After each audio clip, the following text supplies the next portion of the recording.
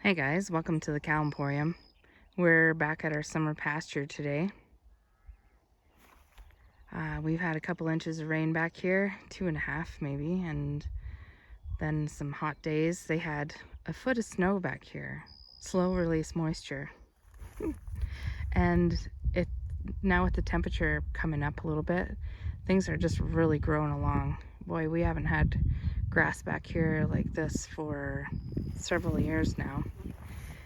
We're back here today to check the fence lines because we're going to be moving the cows across to this piece and check on some spraying that we did. We had a noxious weed that we were spraying out, and it looks like it's done a good job. So that's good. All right, let's go see what's going on.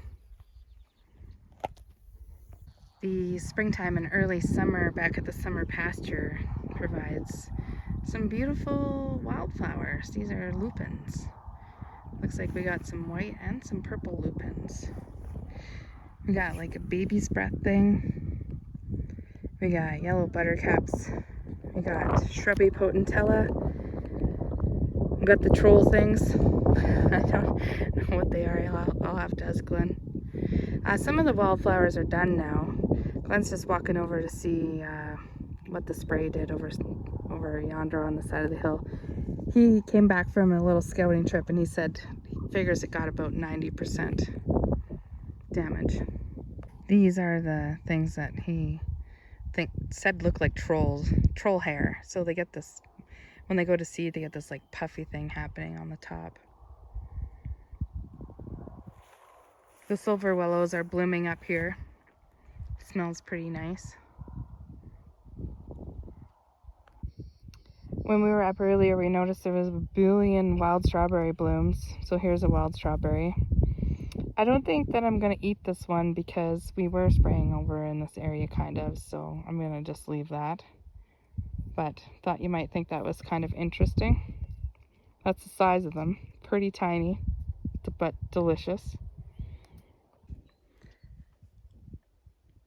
So Glenn and I put in this super pokey wire a couple of years ago, maybe 3 years ago, because the neighbors have smooth wire and there's not always power on it. And right now it's loose somewhere, so there's a problem.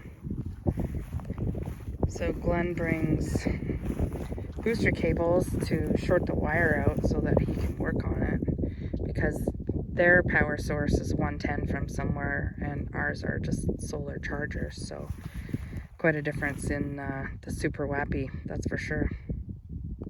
Having the smooth wire in a location like this where you can't just see it every day and you got cattle, not super great.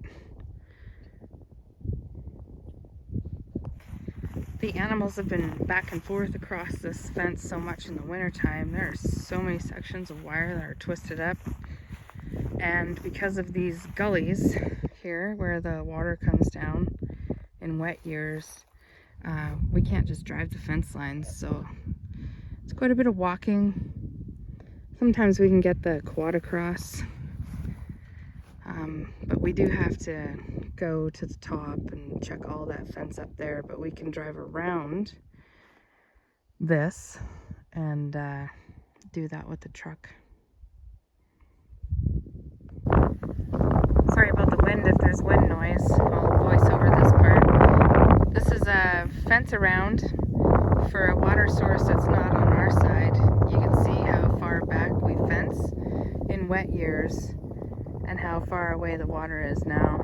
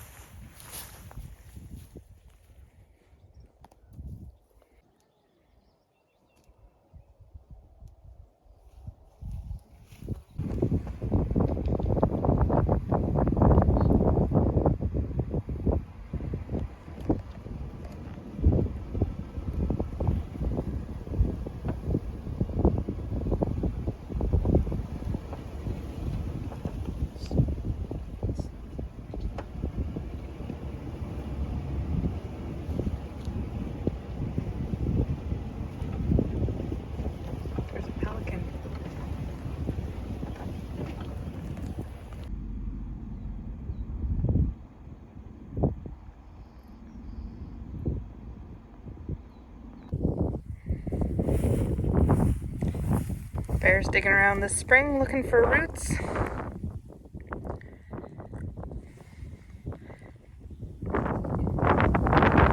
Not super fresh, but this year.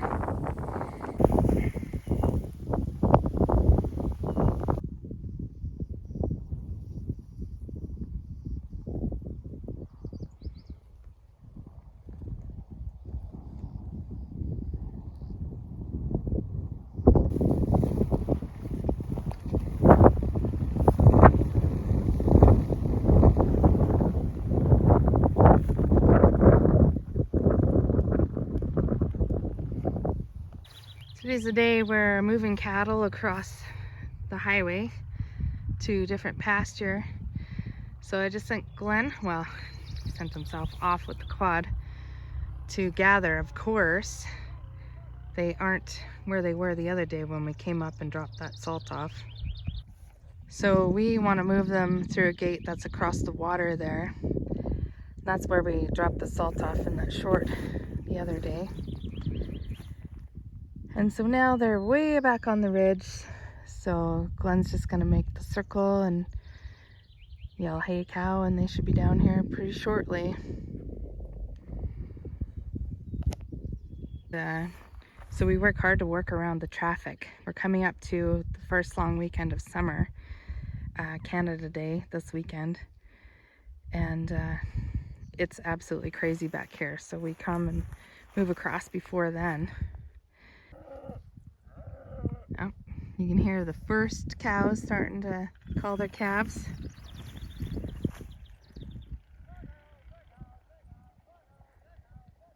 You'd think sound traveled really well back here, and the cows are probably sensitive to it, but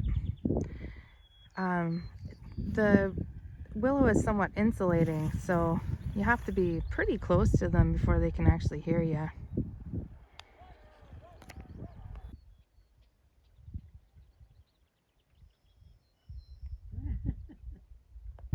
Hey girls, you a little breathless from your run down the hill? Don't worry, we'll get you safely across. Alright, signs are out, reflective vests are on. Glenn's mom and dad are at one end, I'm at the other. And so Glenn will be coming along pretty shortly here. You can see that most of them are at the gate. They're still trickling in. He really wants to get all the bulls, so. But you guys, it's a beautiful day. After bringing cows up in the fog that day, that was the most terrifying thing that I have ever experienced. So on a beautiful day like this, I used to get worried about it, but I would still have butterflies because you always want all the calves to go through the gate, you know. We'll get it. They'll go.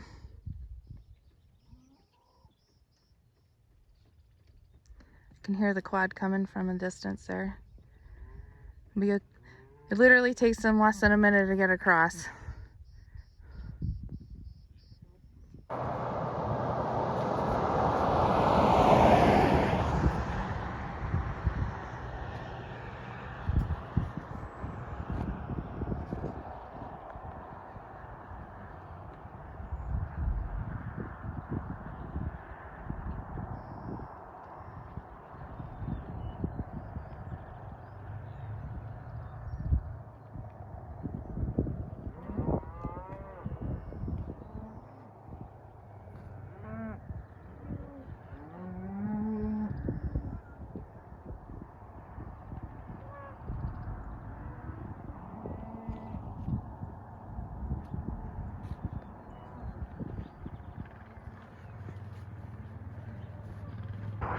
Always nice to have a successful move across the highway. Now for the news. Did we leave a bull behind? It's usually what happens. Well, Glenn said that he doesn't see anybody left behind. We have Big Guy Bull and Swayback, so I'm pretty sure that the littles, the new ones, just followed along.